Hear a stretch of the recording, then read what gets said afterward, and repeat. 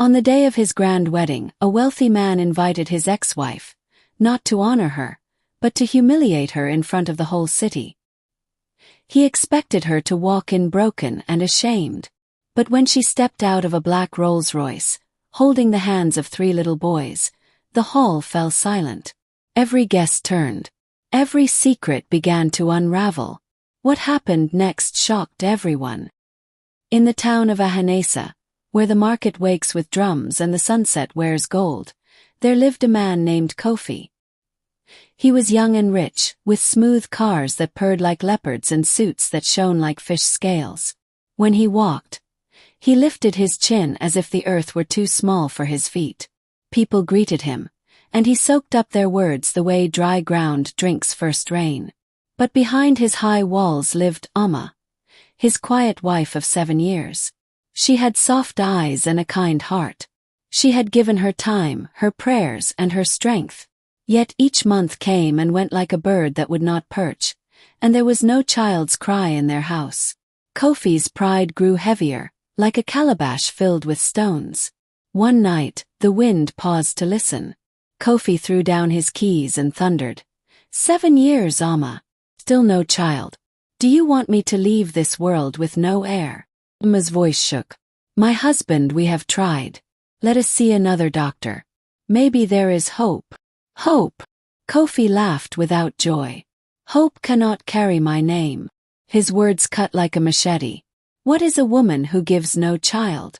You eat my food and wear my clothes, yet you give me only silence." Amma's tears fell, but her hands were steady. "We vowed before God. For better, for worse." Kofi turned away, heart hard as sun-baked clay. "Tomorrow, the lawyer. This marriage is finished." The moon hid behind a cloud. "A hen that lays no egg," Kofi said, "must leave the coop."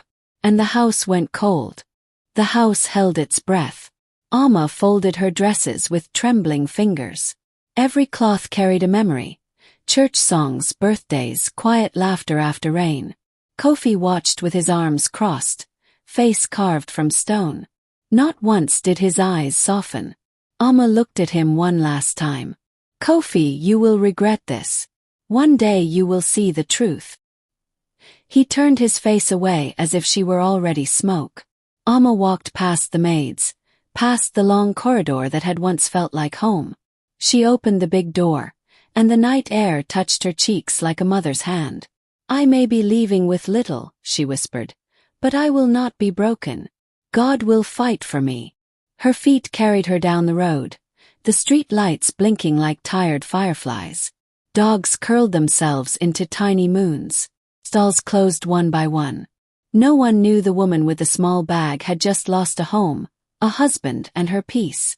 At last she reached the door of Efua, the friend who had kept her number safe in her heart since university days. Amma knocked. Efua opened, eyes wide, wrapper tied tight. "Sister, what has happened? Did someone die?" Amma fell into her arms and wept quietly. Efua drew her inside. "This house is your house now. Breathe. I will boil water. You will bathe. You will eat. Tomorrow we will think." Outside, a lonely wind made the trees tell each other secrets. Inside, a small flame of safety woke in Amma's chest. Days passed like soft footsteps. Amma sat by Efua's window and watched the road, as if an answer might walk by wearing a hat. Food tasted dull. Sleep came late and left early.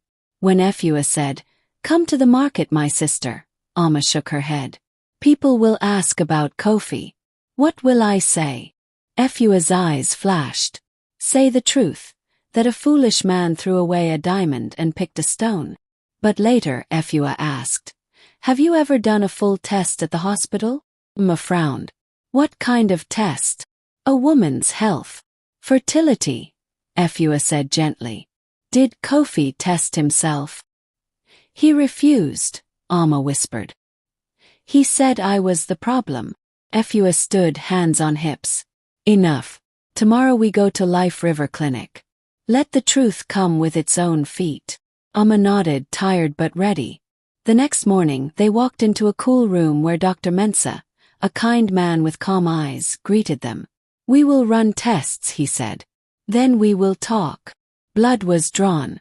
Cans hummed. Time moved like a lazy snail. 2 days later they returned. Dr. Mensah smiled. Amma, your body is well.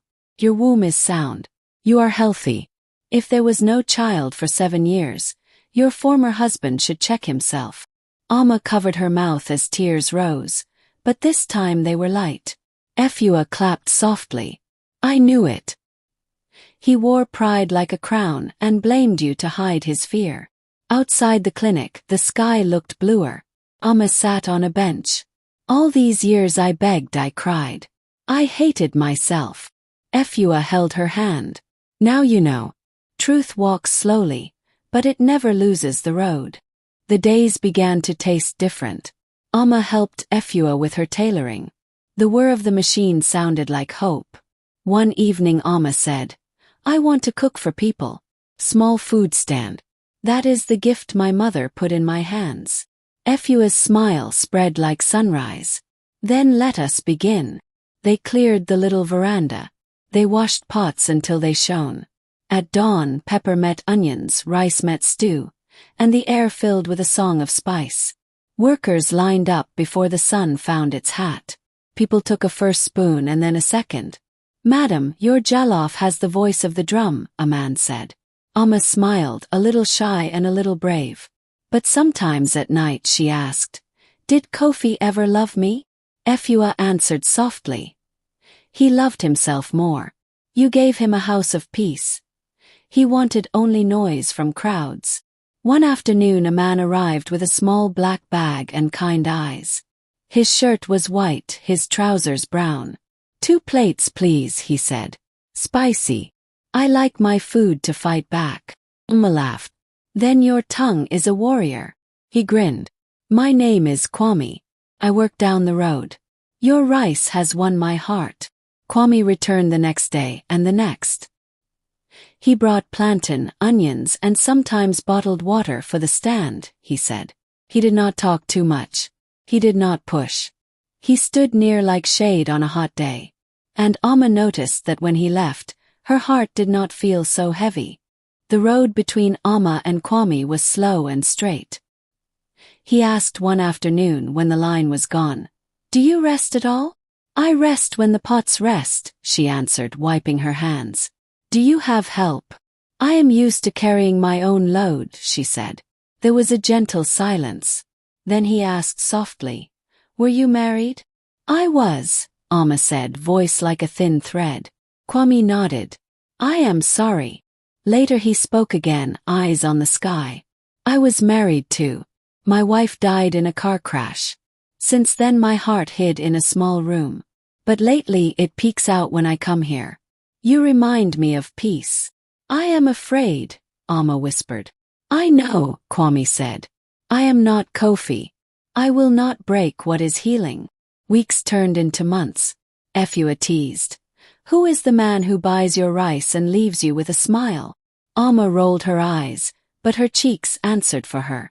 Kwame brought small gifts, never loud, always useful. He listened to her dream of a real restaurant. One day, he said, we will open doors with your name on them. One evening they walked under mango trees and the world was soft. Why me? Amma asked. Because you are real, Kwame said. You carry pain, but you did not lie down in it. They married in a small circle of friends. No loud drums, only honest claps. Efua danced as if she had found gold. Kwame kissed Amma's forehead each morning. I love you, my queen, he said. And for the first time in years, Amma's heart sat down and rested. One day stew smelled wrong to Amma. Her body felt weak. Kwame said gently, let us go to the clinic. They ran tests. Amma sat biting her nails, eyes on the floor. The nurse returned with a smile big enough for two. Mother, she said, you are with child. Amma covered her mouth. I am pregnant. 3 weeks, the nurse nodded. Kwame lifted Amma from her chair. You will be a mother. We will be parents. Her tears fell like sweet rain. Months moved like a drum rhythm. Then the scan came. The doctor's eyes widened. Madam, there are 3 heartbeats. 3. Amma sat up. Yes, the doctor laughed. You carry triplets. Their home burst into joy. Kwame knelt and thanked God. Neighbors brought gifts. Efua sewed tiny shirts like folded dawn. On a calm Saturday, 3 boys opened their eyes to a mother's kiss. Nurses clapped. The doctor smiled. Kwame held one and said, "This one has my ears, so I am keeping him." Amma gathered all 3, whispering, "I was not barren. Truth has spoken." Word moved faster than bicycles.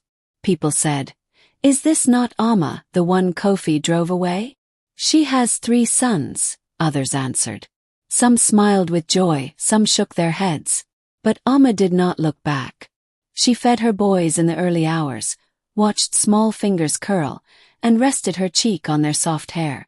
A broken reed had become a flute singing. Far across town, Kofi sat in his big office, spinning slowly in a proud chair. His business had grown, but his house echoed with emptiness. He had courted 3 women in 3 years. None carried a child. One left, saying she could not live where a mother-in-law counted days like beans. Kofi's mother, Ma Bina, pressed him. "You chase fashion more than family. When I brought you Amma, I told you to be patient. You threw her away." "Do not speak her name," Kofi snapped, but at night her memory walked through his rooms. One morning a friend named Kojo called. "I want you to meet Zuri. She is tall, beautiful, from a rich family, a fashion designer, and very bold." "You talk as if she is a new car," Kofi laughed, but he agreed. Zuri spoke with a steady voice and wore gowns that looked like moonlight. Kofi admired her style and her fire. Soon they were seen everywhere. He bought her gifts, dresses, a phone, even a car. "If we are serious, let us marry," Zuri said one evening, sipping juice as if it were water. "I do not believe in long talk." Kofi called a planner that night. The wedding would be the talk of the town. Red carpet, a live band, guests flying in. He wanted the world to watch. He wanted Amma to watch most of all. His pride whispered, "Let her choke on regret."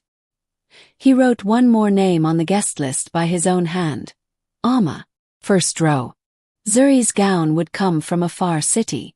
Her bridesmaids learned dance steps until their feet knew the song before the drum. But in her quiet moments, Zuri counted days and checked little sticks. Chwan said no. She asked softly one night, "Kofi, shall we both see a doctor?" He turned cold. "You sound like Amma. Do not go there." Zuri kept her fear in her chest, wrapped tight. On a bright morning in Amma's home, one of the babies giggled while the other 2 battled a toy drum. Amma was bathing a child when Efua's phone buzzed. "Sister," Efua gasped. "A wedding invitation." "From who?" Amma asked. "Kofi." Amma read the golden card. Her name was printed in bold. First row seat. The hall would be near the water, with long red carpets and lights like stars. Efua's anger rose. "Is this a joke? Is he crazy?" Amma rocked her child and spoke gently. "He wants me to feel small." "Then we will not go," Efua said. Amma looked at her 3 sons, warm and breathing and real. "Or we will show him the truth." They planned with calm hands. Amma chose a long yellow gown that Efua had sewn months ago. "I want to look peaceful, not loud," she said. "You will look like God's proof," Efua smiled. The boys would wear white shirts, yellow shorts, and small bow ties. A friend found a black Rolls-Royce. They practiced the walk, each boy holding Amma's hand. At night, Kwame stood behind Amma and rested his hands on her shoulders. "You do not need to do this," he said. "I want to," she answered. "Not to hurt him, but to remember I survived." The whole town of Ahanesa hummed. Hashtags flew like birds. People whispered, "Kofi and Zuri's wedding will shake the sky." The hall near the water wore chandeliers and golden chairs. Cameras flashed like angry fireflies. Politicians and merchants sat at the front. Zuri looked into a mirror, veil soft as a cloud. Her friend fixed it and said, "You look like morning." Zuri smiled, but her heart tapped a worried drum. Kofi stood at the altar in a white agbada with gold like fish scales. He checked his watch again and again. Then a black Rolls-Royce slid to the door like a quiet river. The back door opened. Amma stepped out in a yellow gown that held the sun. Her face was calm, her steps were sure, and at each side walked a small boy, with the third holding her skirt like a secret. The hall pulled in its breath. Phones rose. "Is that his ex-wife?" someone whispered. "Triplets," another answered. Kofi could not breathe. He stepped away from the altar without knowing his feet had moved. Amma's eyes met his. She smiled, simple and soft. The crowd made a path. She took the first row seat that he had chosen for her, but not for this story. The boys climbed onto her lap and whispered, "Mama, we made it." Zuri walked in and felt the quiet. She saw Kofi stiff at the front, eyes fixed on Amma and the children. "What is happening?" she whispered. The pastor coughed. "Shall we begin?" But Kofi's pride was melting like butter in the sun. The crowd's eyes moved like a flock of birds. Zuri leaned close. "Who is that woman with those boys?" Kofi swallowed. "That is Amma. Your ex-wife." He nodded. "And those children?" Kofi's mouth opened, then closed. Zuri's voice sharpened. "You told me she was barren." "I thought she was," Kofi stammered. "You thought," Zuri said, hurt turning to fire. "You never showed me any test. You refused to see a doctor. You wanted to marry me to paint over your fear." She faced the hall. He invited his ex-wife to shame her. But look, truth has walked in holding hands. Murmurs rose and fell like waves. Kojo, the best man, tried to calm her. "Zuri, let us step outside." "No," she said. "We speak here." Zuri turned to Amma. "Mother, forgive me for asking. Are these your children?" Amma stood, lifted the smallest boy. "Yes," she said, voice steady. "They are my sons." He faced Kofi. "You called me barren. You threw me out. You made me believe I was less than a woman.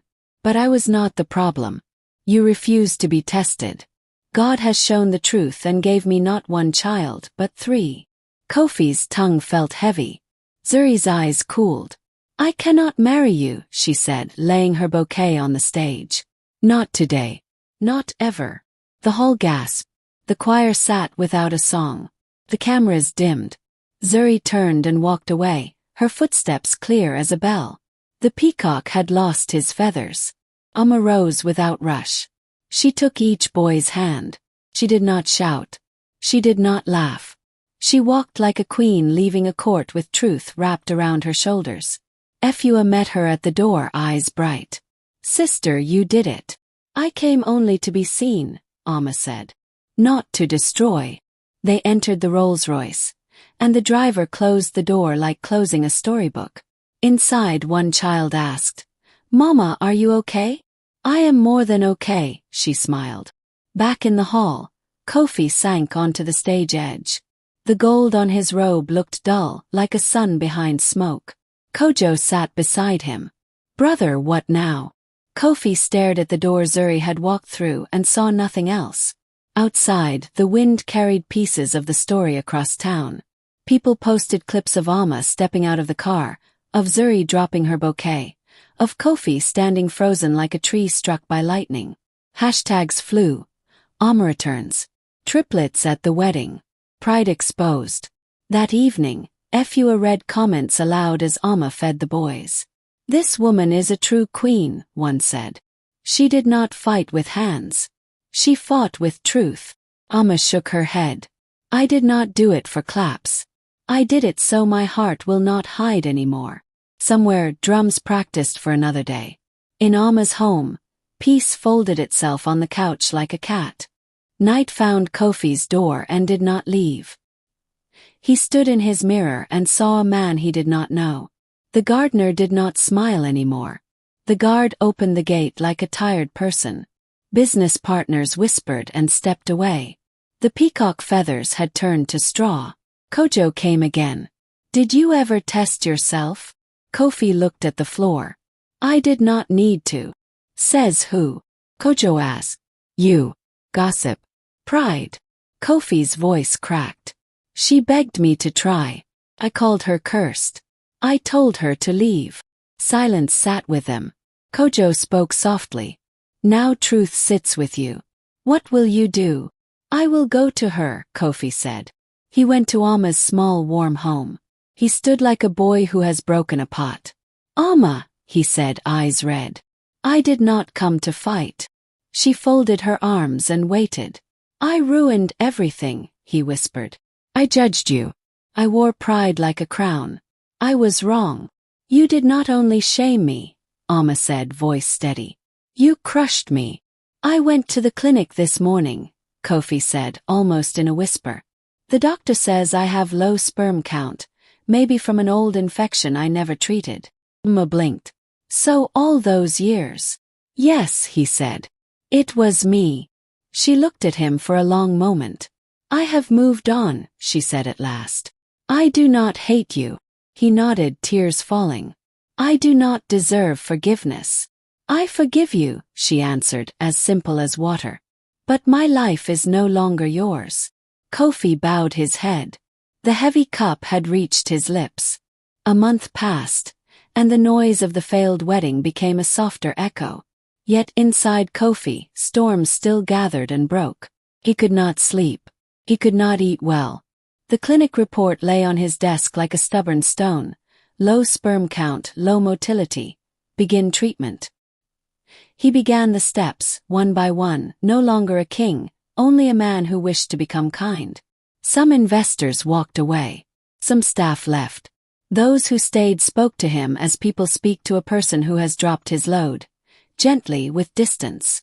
But under the broken roof, a small light began to grow. Humility. In Alma's home, peace flowed like a river that knows the way. Kwame returned from a trip and hugged her. I saw the clips, he said. You walked like a lioness. It was not easy, she smiled. I am proud of you, he said. More than that, I am grateful you stood up for yourself. At night they watched their sons sleep. One day they will ask, Alma said. We will tell them the full story. And we will teach them to be gentle men, Kwame said, whose strength is not shouting but care. The restaurant opened its doors wider.